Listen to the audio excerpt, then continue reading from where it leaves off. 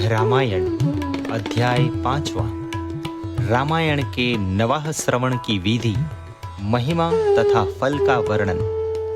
सूत जी कहते हैं, रामायण का यह महात्म्य सुनकर मुनीश्वर सनत कुमार बहुत प्रसन्न हुए। उन्होंने मुनिश्रेष्ठ नारद जी से पुनः जिज्ञासा की। सनत कुमार बोले, मुनीश्वर, आपने रामायण का महात्म्य कहा, अब मैं उसकी विधि सुनना चाहता हूँ। महाभाग मुने, आप तत्वार्थ ज्ञान में कुशल है, अतः अत्यंत कृपापूर्वक इस विषय को यथार्थ पूर्वक बताएं। नारद जी ने कहा, महर्षियों, तुम लोग एकाग्र चित्त होकर रामायण की वह विधि सुनो जो संपूर्ण लोकों में विख्यात है। वह स्वर्ग तथा मोक्ष संपत्ति की वृद्धि करने वाली है। मैं रामायण कथा श्रवण का विधान बता रहा हूँ, तुम सब लोग उसे सुनो। रामायण कथा का अनुष्ठान करने वाले वक्ता एवं श्रोता को भक्ति भाव से भावित होकर उस विधान का पालन करना चाहिए। उस विधि का पालन करने से करोड़ों पाप नष्ट हो जाते हैं।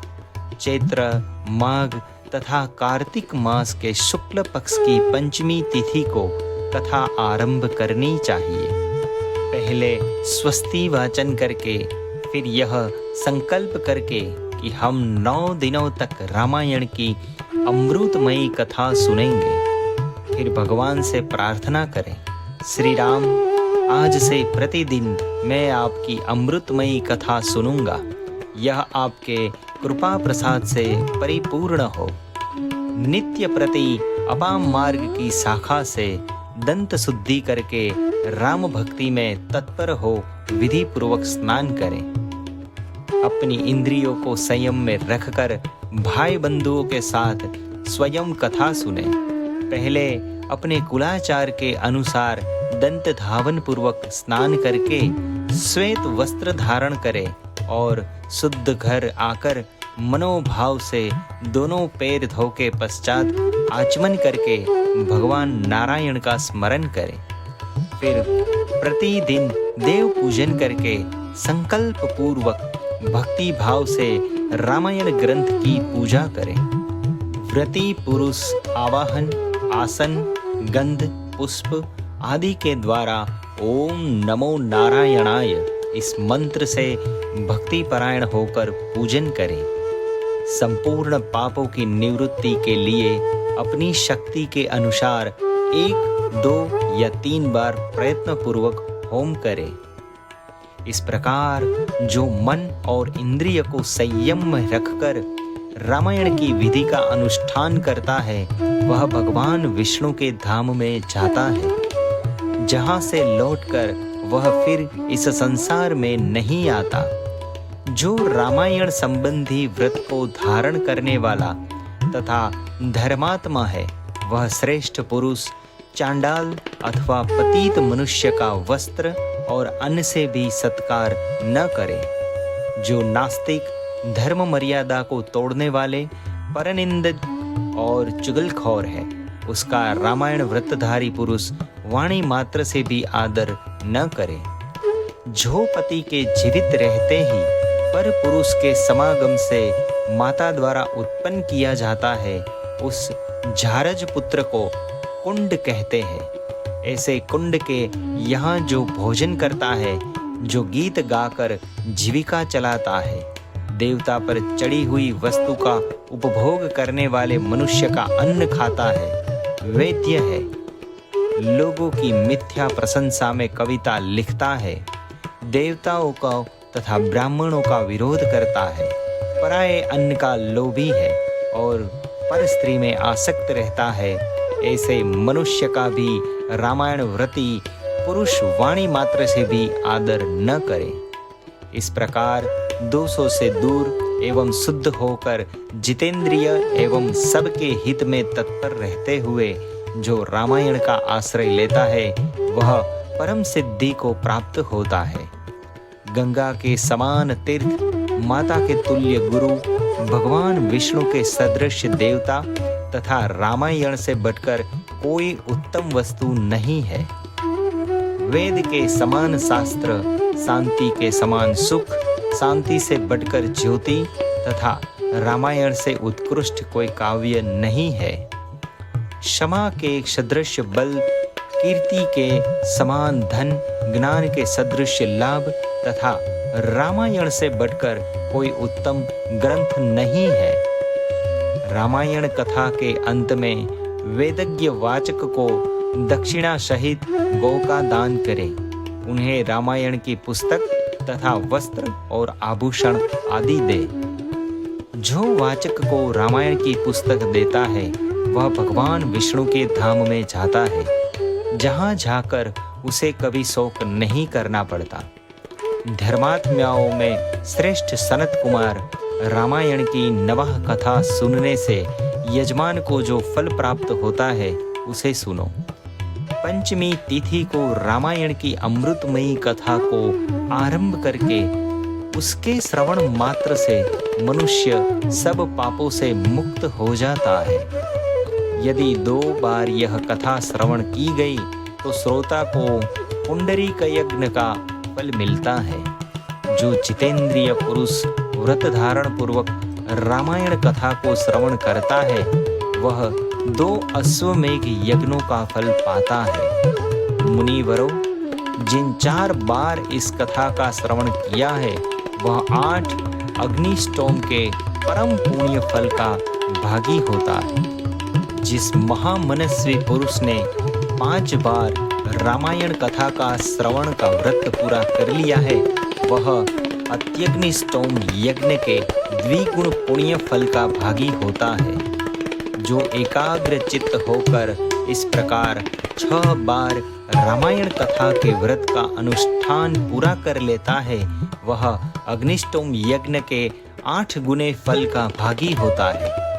मुनीश्वरों, स्त्री हो या पुरुष, जो 8 बार रामायण कथा को सुन लेता है वह नरमेध यज्ञ का 5 गुना फल प्राप्त कर लेता है। जो स्त्री या पुरुष 9 बार इस व्रत का आचरण करता है उसे 3 गोमेध यज्ञ का पुण्य फल प्राप्त होता है। जो पुरुष शांत चित्त और जितेंद्रिय होकर रामायण यज्ञ का अनुष्ठान करता है वह उस परमानंदनीय धाम में जाता है, जहाँ जाकर उसे कभी शोक नहीं करना पड़ता। जो प्रतिदिन रामायण का पाठ अथवा श्रवण करता है, गंगा नहाता है और धर्म मार्ग का उपदेश देता है, ऐसे लोग संसार सागर से मुक्त ही है, इसमें संशय नहीं है। महात्म्याओं, यतियों, ब्रह्मचारियों तथा प्रवीरों को भी रामायण की नवह कथा सुननी चाहिए।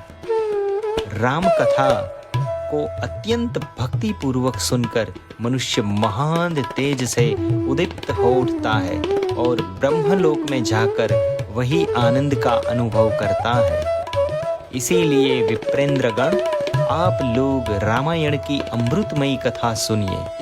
श्रोताओं के लिए यह सर्वोत्तम श्रवणीय वस्तु है और पवित्रों में भी परम उत्तम है। दुःस्वप्नों को नष्ट करने वाली यह कथा धन्य है। इसे प्रयत्न पूर्वक सुनना चाहिए। जो मनुष्य श्रद्धा युक्त होकर इसका 1 श्लोक या आधा श्लोक भी पढ़ता है वह तत्काल ही करोड़ों उपपातकों से छुटकारा पा जाता है। इसे गुह्य से भी गुह्यतम वस्तु है।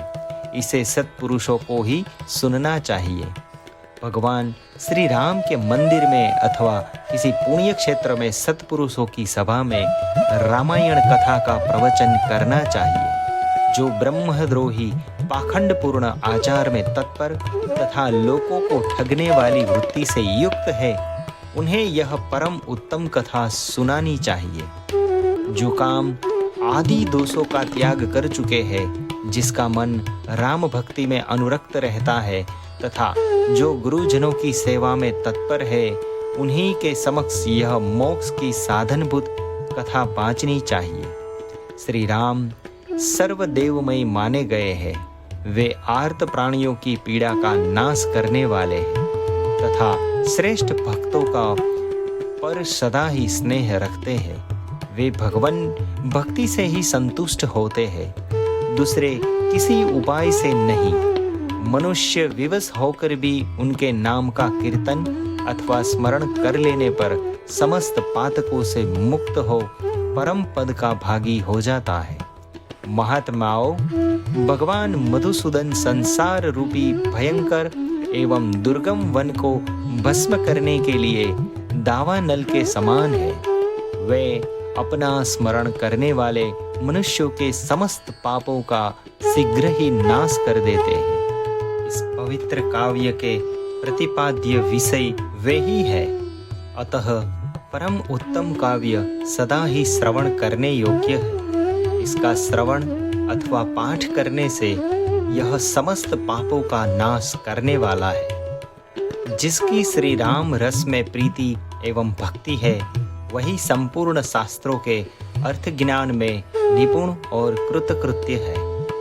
ब्राह्मणों, उसकी उपार्जित की हुई तपस्या पवित्र, सत्य और सफल है, क्योंकि राम रस में प्रीति हुए बिना रामायण के अर्थ श्रवण में प्रेम नहीं होता है। जो द्विज इस भयंकर कली काल में रामायण तथा श्री राम नाम का सहारा लेते हैं, वे ही कृतकृत्य है। रामायण की इस अमृतमयी कथा का नवाह श्रवण करना चाहिए। जो महात्मा ऐसा करते हैं, वे कृतज्ञ है। उन्हें प्रतिदिन मेरा बारंबार नमस्कार है। श्री राम नाम का नाम, केवल श्री राम नाम ही मेरा जीवन है। कलयुग में और किसी उपाय से जीवों की सद्गति नहीं होती, नहीं होती, नहीं होती। सुत जी कहते हैं, महात्मा नारद जी के द्वारा इस प्रकार ज्ञानोपदेश पाकर सनत कुमार जी को तत्काल ही परमानंद की प्राप्ति हो गई। अतः विप्रवरो, तुम सब लोग रामायण की अमृतमयी कथा सुनो। रामायण को 9 दिनों में ही सुनना चाहिए। ऐसा करने वाला समस्त पापों से मुक्त हो जाता है। द्विजोत्तमों, इस महान काव्य को सुनकर जो वाचक की पूजा करता है, उस पर लक्ष्मी सहित भगवान विष्णु प्रसन्न होते हैं। विप्रेंद्रगण, वाचक के प्रसन्न होने पर ब्रह्मा, विष्णु और महादेव जी प्रसन्न हो जाते हैं। इस विषय में कोई अन्यथा विचार नहीं करना चाहिए।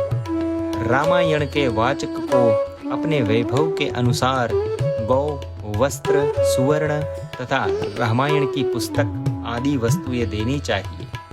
उस दान का पुण्य फल बता रहा हूँ, आप लोग एकाग्र चित्त होकर सुने। उस दाताओं को ग्रह तथा भूत वेताल आदि कभी बाधा नहीं पहुँचाते।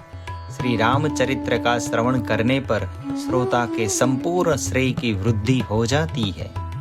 उसे न तो अग्नि की बाधा प्राप्त होती है और न चोरों आदि का भय। वह इस जन्म में उपार्जित किए हुए समस्त पापों से तत्काल मुक्त हो जाता है। वह इस शरीर का अंत होने पर अपनी 7 पीढ़ियों के साथ मोक्ष का भागी हो जाता है। पूर्व काल में सनत कुमार मुनि के भक्ति पूर्वक पूछने पर नारद जी ने उससे जो कुछ कहा था, वह सब मैंने आप लोगों को बता दिया। रामायण आदि काव्य है। यह संपूर्ण वेदार्थों की सम्मति के अनुकूल है। इसके द्वारा समस्त पापों का निवारण हो जाता है। यह पुण्यमय काव्य संपूर्ण दुखों का विनाशक तथा समस्त पुण्यों का, यज्ञों का फल देने वाला है। जो विद्वान इसके एक या आधे श्लोक का भी पठन करते हैं, उन्हें कभी पापों का बंधन नहीं प्राप्त होता। श्री राम को समर्पित किया हुआ यह पुण्य काव्य संपूर्ण कामनाओं को देने वाला है। जो लोग भक्ति पूर्वक इसे सुनते और समझते हैं, उनको प्राप्त होने वाले पुण्य फल का वर्णन सुनो। वे लोग जो जन्मों में उपार्जित किए हुए पापों से तत्काल मुक्त हो अपनी हजारों पीढ़ियों के साथ परम पद को प्राप्त होते हैं। जो प्रतिदिन श्री राम का कीर्तन सुनते हैं उसके लिए तीर्थ सेवन, गोदान, तपस्या तथा यज्ञों की क्या आवश्यकता है। चैत्र माघ तथा कार्तिक में रामायण की अमृतमयी कथा का नवाह पारायण सुनना चाहिए। रामायण श्री रामचंद्र जी की प्रसन्नता प्राप्त कराने वाला, श्री राम भक्ति को बढ़ाने वाला, समस्त पापों का विनाशक तथा सभी संपत्तियों की वृद्धि करने वाला है। जो एकाग्र चित्त होकर रामायण को सुनता अथवा पढ़ता है वह सब पापों से मुक्त हो भगवान विष्णु के लोक में जाता है। इसी प्रकार से स्कंद पुराण के उत्तरखंड में श्री नारद सनत कुमार संवाद के अंतर्गत रामायण महात्म्य के प्रसंग में फल का वर्णन नामक 5वां अध्याय पूरा हुआ।